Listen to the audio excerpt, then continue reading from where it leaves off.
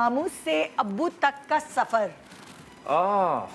ये यूटर्न थोड़ा तकलीफ दे है, ऐसे कि बीइंग द ओनली सन, मैं शायद इसी शो पर हम पहले भी जिक्र कर चुके हैं कि हर गुजरने वाले की कब्र में मुझे ही उतरना पड़ता था। हाँ। सो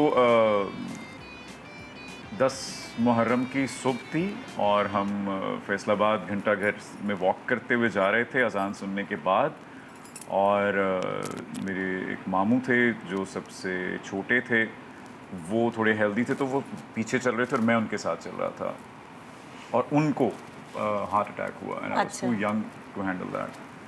सो सबसे पहला वो, उसके बाद फिर एक और मामू, फिर अम्मा, फिर बेटी, फिर अब्बा, तो ये एक जो पूरी सबके लिए आपको ही उतरना पड़ा कब्र में उनको एग्जैक्टली दफनाने वो जो एक के लिए। तरतीब रही है। हाँ।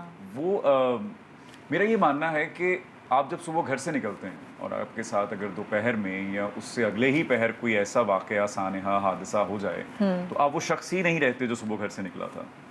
सो आपकी ज़िंदगी में किसी भी वक्त कोई भी यूटर्न आ सकता है, और किसी के चले जाने के बाद जो यूटर्न आता है वो सबसे बड़ा, जैसे वनीज़ा सी फरमा रही थी कि अब्बा के जाने के बाद जो जिम्मेदारियाँ थीं, जो एक पावर शिफ्ट होता है या जो एक रिस्पॉन्सिबिलिटी शिफ्ट होता है जिसके लिए आप तैयार ही नहीं होते, क्योंकि हमें लगता है माँ बाप कहाँ जाएंगे, वो तो हमारे साथ ही हैं, वो तो नहीं।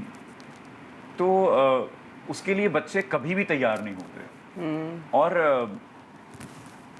फिर मेरे लिए आज तक बैलेंस करना मुश्किल है कि अम्मा अब्बा, यतीमी या अपनी औलाद को खोने में से तकलीफ से सबसे ज़्यादा क्या है। मैं आज तक फिगर आउट नहीं कर पाया, लेकिन ये सब कुछ मिलाकर जब मैं देखता हूँ तो तकलीफ दे तो है। हादसे होते ही रहते हैं, मगर ये हादसे एक ज़रा सी ज़िंदगी में इस कदर कैसे हुए। बट फिर वो अंजलीन जी वाली बात है कि आप गिला नहीं कर सकते, और किससे करेंगे, क्योंकि जो राइटर है हमारा, जो लिखारी है हमारा, उसने इतना खूबसूरत लिखा हुआ है सब कुछ कि जो जिस वक्त जिसे जाना चाहिए था वो उसी वक्त गया है। ना उस पर हमारा कोई जोर था, ना अब है, ना हमारे अपने जाने पर होगा। मैं एक ज़िंदगी में फिर एक टाइम आया कि जब स्पिरिचुअल चेंजेस आते हैं आप में, वो कहीं ना कहीं वो पौधा लगा ही होता है आप में, बस उसको आप कब मालिक की तरफ से अता का पानी मिलना शुरू हो जाए और आप करमाए जाएं, वो वक्त मुतय्यन होता है। सो जब वो वक्त आया तो तब मुझे समझ आना शुरू हुआ कि जब मेरा तवक्कल मजबूत होना शुरू हुआ खुदा पर, और जब फिर मैंने एक्चुअली, मैं अक्सर कहा करता हूँ कि मैं एक टाइम आया कि जब मैंने अपने आप को यूँ पीछे एग्जैक्टली छोड़ ही दिया कि ये पकड़े, फिर जब होगा वही जो तेरी चाहत है और तू थका देगा मुझे उसमें जो मेरी चाहत है। सो मैं क्या कर रहा हूँ, मैं क्यों कर रहा हूँ, मैं क्यों परेशान हो रहा हूँ। सो फिर मैं एक एक दिन करके जीना शुरू हुआ और एक एक पल करके जीना शुरू हुआ, और फिर मैंने कहा ये संभालने खुद ही, आपका है तो आप खुद ही संभालें, मुझे क्यों टेंशन दी हुई आपने।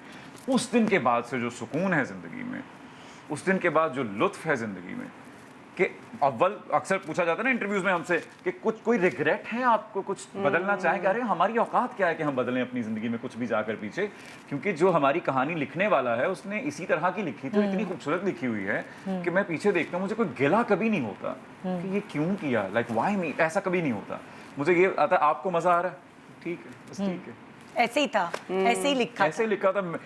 हम किरदार हैं, आपने हमें निभाने को दिए हुए हैं, आपकी चाहत थी आप पहचाने जाएं। हमारा असल काम तो यही था ना कि हम आपकी इबादत करते रहें और आपको सराहते रहें और आपको पूछते रहें और आपके सामने सरबसजूद रहें। सो हम उससे जब जब हटे हैं ना, हम तकलीफों में गए हैं। तो जब जब हम उस जगह, उस मकाम पर माथा टेके रखेंगे, सुकून रहेगा।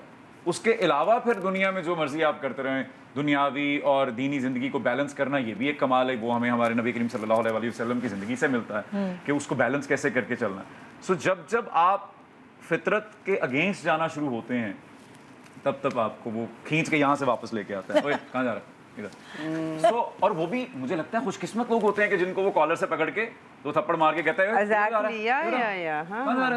जिन पे नजर होती है। सो मैं अक्सर कहा करता हूँ कि अगर गुनाह के बाद आपको सजा मिलती है तो आप खुशकिस्मत हैं कि आप पे नजर है, ना कि आपकी रस्सी ढीली छोड़ दी गई जाए और कर ताकि तेरी किताब जरा भरे तो सही, तो 76 अच्छे पढ़े ऊपर आ। तो अगर फौरन सजा मिल रही है ना, इत्मीनान में आ जाएं हाँ। और अगली बार ना करने की कोशिश और वो करें। सजा भी एहसास दिलाती है ना, बिल्कुल। गलती का एहसास ही तब होता है जब सजा मिलती है। सजा मिलती है, एग्जैक्टली।